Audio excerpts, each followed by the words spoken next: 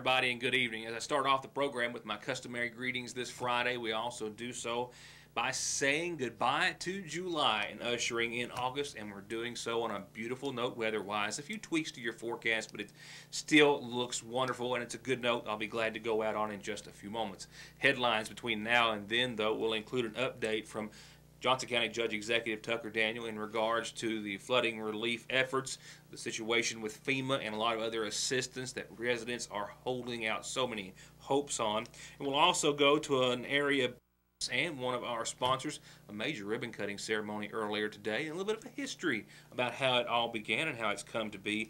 A brief reminder about a major adoption event tomorrow in the area, and the FBI has officially kicked off a way they hope will help spur efforts to end political corruption, or at least fight it to a great deal, and a whole lot of other news and information. We'll begin elsewhere tonight briefly with the Ashland area being our focus, where a couple there has been convicted by a jury of crimes related to a scheme to defraud the Social Security Administration and the Kentucky Medicaid program out of hundreds of thousands of dollars over the course of a 15-year period. 57-year-old Diana Lynn Hall was convicted this week of one count of supplemental security income fraud and one count of Medicaid fraud, as well as one count of theft of government property and a count of making a false statement to authorities. Her husband, Lawrence, was also convicted on one count of making a false statement to authorities. Evidence during the trial established that from 1996 through December of 2013, Diana Ball intentionally concealed her true living arrangement from the Social Security Administration in order to fraudulently collect SSI and Medicaid benefits totaling some $280,000. According to testimony, Ball repeatedly told the SSA she had been separated from her husband and they were not sharing any living expenses, while in reality she was living with her husband and receiving financial support from him. Had the Social Security Administration, they say, been aware of the true living arrangement, she would not, of course, been eligible for that nearly $300,000 in benefits that she did receive. During her testimony and her trial, she claimed an insanity defense, which did not work. Thought this was interesting. Pulled it from the Floyd County Times. Beginning with the upcoming school year in just a few days, the Floyd County Board of Education officials have said students will be able to use their cell phones at any time during the instructional school day, approving a first reading of the new cell phone usage policy during a meeting this past Monday. The debate of cell phone use during school hours is not a new one, the paper cites. Recent articles have been published throughout the Kentucky Department of Education. In those articles, they have addressed the pros and the cons of the exact situation.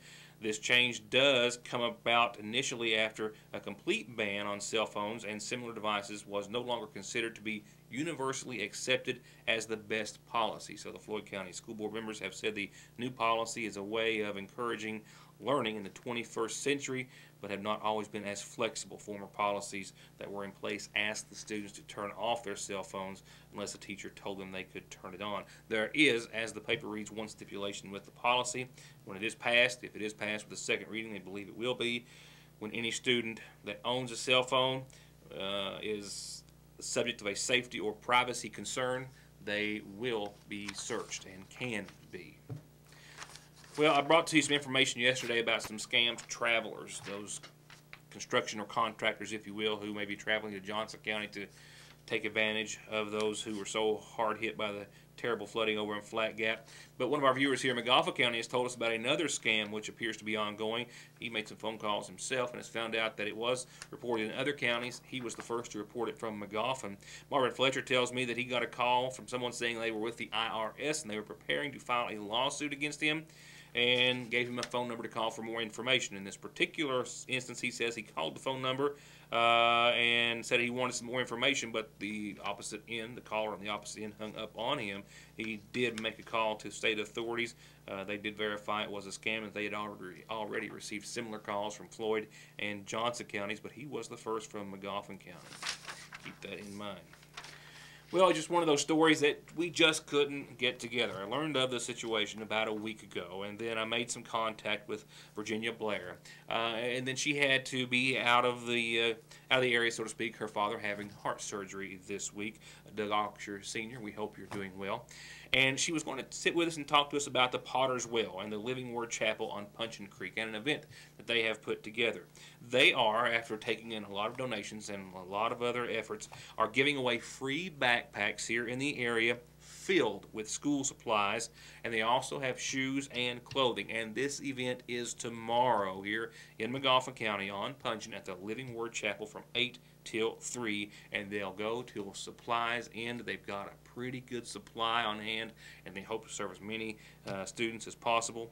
884-2084 is the number you can call, but a big backpack giveaway at the Living Word Chapel on Punchin Creek starting tomorrow, 8 till 3. Backpacks and all sorts of school supplies therein.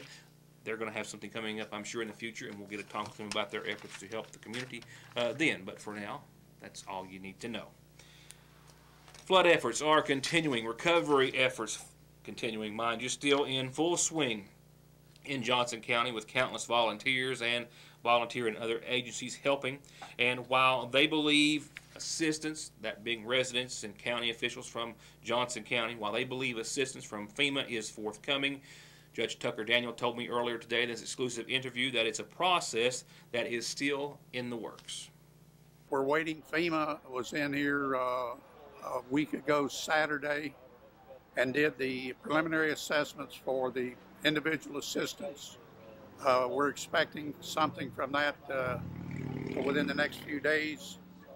They came in Monday of this week, and or let's see, Tuesday, I guess, of this week, and did the public assessment for damages, which is county government, state government, and so forth. So that information has all gone back down to Frankfurt for review and then on to Washington, D.C. We have not gotten a declaration yet, as yet. We're told that it's forthcoming, but we have not had the official final declaration by Washington and FEMA to permit these programs to begin. We're waiting right now. The next step will be as soon as they make that known and make that declaration, then FEMA will send in disaster recovery teams. They will come in and set up disaster recovery centers, DRCs. All the people that were impacted, all the people that were damaged and that may have a claim, they need to go to those DRCs. They need to file their applications and try to take advantage of these programs. That's what the programs are for. They're there to try to help people in need whenever these tragedies occur. So I want to encourage everybody to do that. Daniel also tells me the county is working with the state for a debris cleanup program on all 8 miles of 172 in that area that was so hard hit, where the state will be coming to collect pretty much all the flood debris left behind, with the only exceptions, as he tells me, being household garbage. They'll also pick up any chemicals, the likes of which may have been under a kitchen cabinet, but they ask that anything of that nature be separated and put over into a separate pile, and the state will pick it up. They only ask, and this is the only caveat to that, the only condition is that landowners try to move all the debris as much as possible, mind you, as much as possible from their private property to just as close to state right-of-way as possible. Not only to make it easier, but of course the state not necessarily allowed on private property, but that is the only stipulation that they have. They also have another effort ongoing about debris left behind in the creek and on the creek banks. Now this is an effort between the county and the Natural Resources and Conservation Program, and they'll be working together to clean up the creek and several feet on both sides, he says. We're working, Johnson County's working with Natural Resources. They're in the process right now of mapping that whole thing. They've engineered it. They're trying to get their drawings together. We've already signed on as a sponsor of that project. Johnson County has.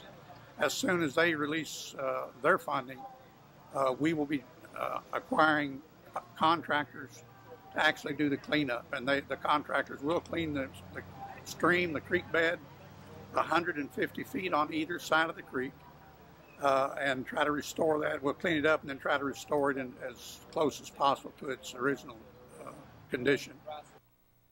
More local and area news and an update on what the FBI is doing to combat political corruption in Kentucky in just a moment.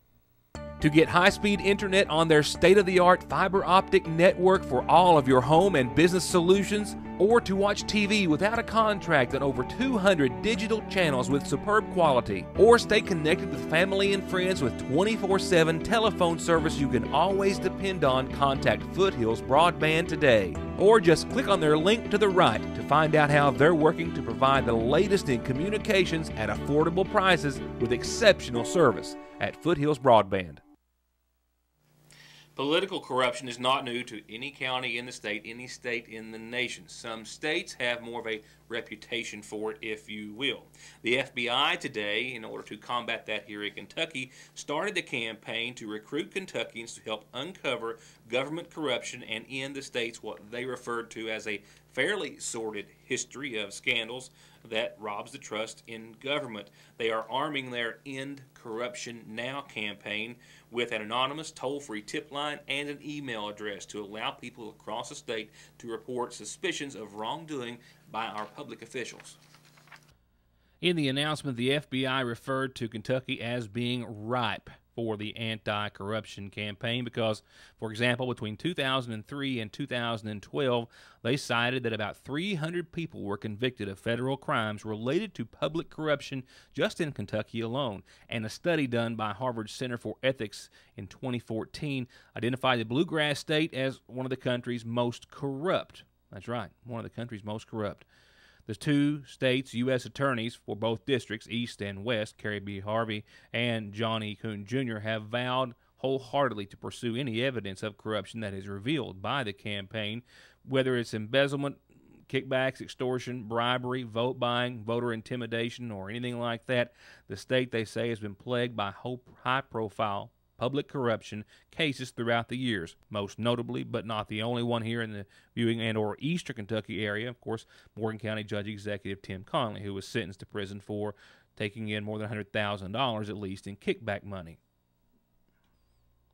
The contact information is on your screen. It's a toll-free number. The only issue I could take with this entire thing is that neither the number nor the email address or something that's going to stick in your memory. It's going to require Google to get there. But nevertheless, here's what it is. 844-KY for Kentucky, No Political Corruption 1. KYNOCP1. That translates to 596-6721. The email address also is available, Kentucky-PC-complaints at ic.fbi.gov. Kind of understand what I'm talking about when it's not something that's going to roll off the tip of your tongue. But it's there, it exists, and it'll be very easy to find if you have some information to relay to the FBI about any political corruption in this, the neighboring, or any county in Kentucky. Headlines: I've made an agreement with the animal shelter in Floyd County to start featuring a pair of Whiskers or Wags on the program, perhaps on a weekly basis even, to help further their adoption efforts. However, if you can't wait that long, there is a location that Hannah Goldberg referred to yesterday in that exclusive interview we had with her that you can go to tomorrow in Paintsville, and for nearly nothing, a small donation or just a few dollars, bring home another member of the family. They've got a special adoption event slated for tomorrow at the Tractor Supply store. We have an adoption event this Saturday at the Paintsville Tractor Supply from 9 a.m. to 5 p.m. We're going to have cats and kittens on site available for adoption that day. And we actually have a sale going on as far as those cats and kittens. All black kittens and adult cats 6 months or older are going to be sponsored, which basically means that they're free, but we ask if you could donate, you know, bag of cat food, bag of cat litter, something to the shelter. Any other cat or kitten is going to be reduced to $25 adoption fee, and that covers their spay or neuter, that covers their vaccines, their wormer, everything. And they are at double capacity with both dogs and cats. It's a great opportunity tomorrow. And remember, it's very easy to stop by the shelter just about any time you're traveling to or from Johnson County. You can call Whiskers or Wags at 297-PETS, or just after you go down, headed towards Johnson County, the Pepsi plant hill, get into the long straight stretch. They don't have a sign by the road yet, but if you'll look, you'll see the green road sign that says Shelter Way. Turn in there, take the gravel lane up the hill, and there you have it. change your life and that of a furry friend.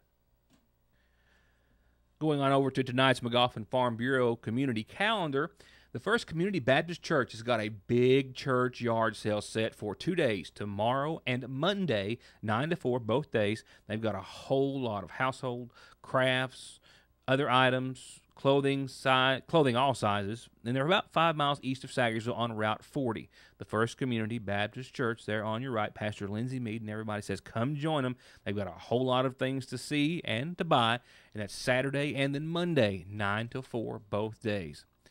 And the Kentucky Humanities Council is presenting Robert Brock as the American icon, Mark Twain. This is a special performance. It's free. It's tomorrow evening at 7 at the Magoffin County Health Department. Doors will open at 6. It's sponsored and brought to you by the local Civil War Committee and the Kiwanis Club. It is free, and it's going to be a great presentation tomorrow evening, 7 o'clock at the Magoffin County Health Department.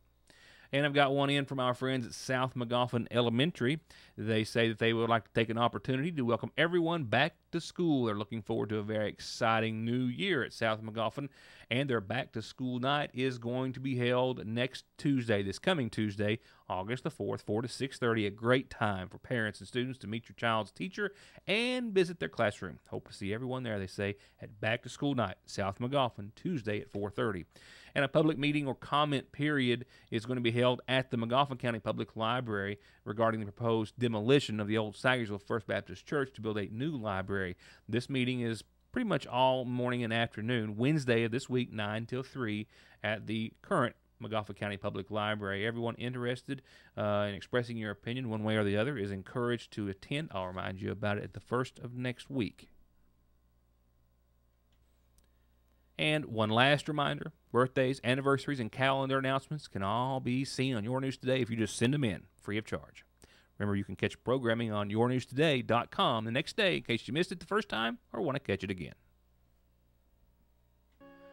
From our friends at the Magoffin County Funeral Home, services are to be held in honor of 69-year-old Roger Howard of New Painesville Road, the son of the late Bud and Rosa Hunley Howard. He's survived by sisters Lena Rogerson, Opal Powers, and Brenda Howard. Visitation is this evening, again all day tomorrow, at the Magoffin County Funeral Home, and on Sunday prior to services will be held at the Littorals Fork United Baptist Church at 1 o'clock Sunday. Burial will be afterwards at the Hale Cemetery on Mine Fork, once again in honor of Roger Howard, 69, of New Painesville Road.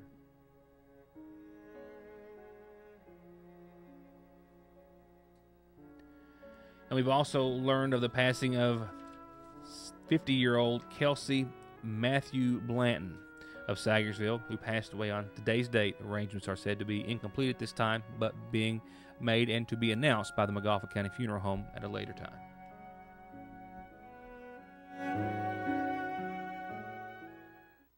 To get high-speed internet on their state-of-the-art fiber optic network for all of your home and business solutions, or to watch TV without a contract on over 200 digital channels with superb quality, or stay connected with family and friends with 24/7 telephone service you can always depend on, contact Foothills Broadband today. Or just click on their link to the right to find out how they're working to provide the latest in communications at affordable prices with exceptional service at Foothills Broadband.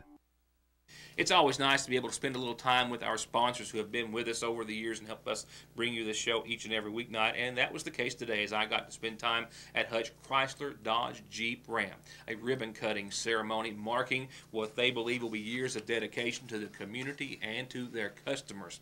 And we also got a little bit of a history lesson as to how it all came to be.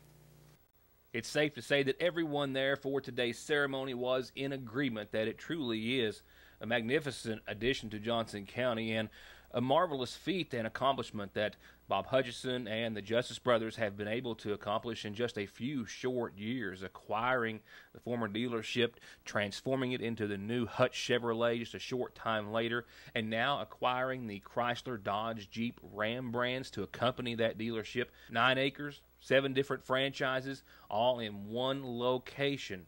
Today's ribbon-cutting ceremony marked, as Mr. Hutchison put it very appropriately, a great day for Painesville and Eastern Kentucky, as he stood before members of the community, co-workers, family, and friends, and also members of the Painesville Chamber of Commerce, as well as members of the Southeast Chamber. We will not be the biggest, but we strive to be the best here in East Kentucky. We want to be something that Walter Chrysler could be proud of, something that the Dodge brothers could be proud of, something that our staff can be proud of. We want our customers to be proud of us. The customers are the most essential part of our business, and we do appreciate their support as well as anybody's support. And while I think we've all had at one time in our lives that sensation or feeling of, well, what could have happened or what would have happened, well, this may not have happened. Earl Justice tells a story about how a vacant lot may have turned into something else. That while the Chrysler Dodge Jeep Ram dealership has been in the works since the first trip to Detroit 16 months ago, the Hutch history behind today goes back several years when a vacant lot, well, could have been something else besides what it is today. Bob Hutchison, I don't know if everybody knows this story, owned this land right here we're standing on right now 7 years ago, going on 8 years ago. And then for this prior Chevrolet store to go for sale, he buys it, gets my brother and I, my name, you know, y'all know who I am, but my brother and I, Todd, to come in here and be a part of this and be his partner. And, you know, it's unimaginable once again. And, you know, for this store and then get picked, Bob almost had it leased out to some banks. I mean, you know, through the years, you know, if he had this field and had all the grade work, it was just empty. He was getting it mowed every 3 or 4 times a year. And like I said, we come real close to leasing this land out to some local banks and businesses, and never did work out. And now Chrysler came in 16 months later, asked if we'd be interested in this franchise. As soon as we said we would be interested for our community, you know, all the employees, we now staff 78 full-time employees right here at Hutch. And, you know, that's a lot of jobs, and we're you know, we'll be growing, you know, with the staffing as our service department. Our service manager already come up to me this morning and said, hey, we're going to need some more lifts. We're going to get them. So what's that mean? We'll end up needing more certified mechanics. So and what's that mean for our region? You know, it's just more job growth, and it's just, you know, it's just all one big wheel. And to make this wheel work, it's not only our customers out there, number one, our employees, and, you know, and on top of that, we got a great franchise. Bob and Tom and their associates have all made a tremendous investment here in the economy of Johnson County by adding this additional line of motor cars, and we're so happy that they've done that. It's a tremendous financial investment, but it shows that they have great hopes and expectations for the economy in the future. So we applaud them, thank them for this contribution to the community, and hope that everybody takes a chance to come out in the next couple of days and look at this beautiful facility and the line of vehicles that they've got, and do business and keep their money in Johnson County. Today makes roughly around 4.5 years from with the Hutch name to this, you know, 9 acres of inventory and 7 franchises right here in one location. It's just it's unimaginable to think that we've accomplished that this quick, but you know, it's all due to our customers out there and our staffing. A real short and oh-so-sweet Licking Valley RECC forecast follows, and I'm going to put this one on cruise control because it is going to be gorgeous tonight. A low of 58, mostly clear, a little patchy fog to end. We'll have the little fog bookending your Saturday, but still 85, sunny, mostly clear late, a low of 59. It is going to be awesome. No other way to put it. A really nice weekend in the store. Much deserved by a whole lot of folks in the viewing area in eastern Kentucky. Sunday, still picture perfect. We will see temperatures, I think, creep up maybe 1, maybe 2 degrees, but you're still talking mid-80s. A little fog to the onset, a lot of sun in the middle, partly cloudy late. No chance of showers or storms mentioned until we get to Monday. Thereafter, we've got a 20% threat that works in, and we'll have a small chance each and every day next week. But I have a lot of sunshine in that forecast for next week as well, so it's not going to be all a bad thing. And one last reminder that the Living Word Chapel on Puncheon Creek in Magoffin County, 884-2084, they're having a big backpack giveaway tomorrow from 8 till 3. Backpacks filled with school supplies, and they've got a lot of them, so be sure and check that out. With that said, in the blink of an eye, we're at the end of another week, but the news is never ending. We hope you have a wonderful weekend, and hope you'll join us back here Monday for more of Your News Today. Good night, and thank you for watching.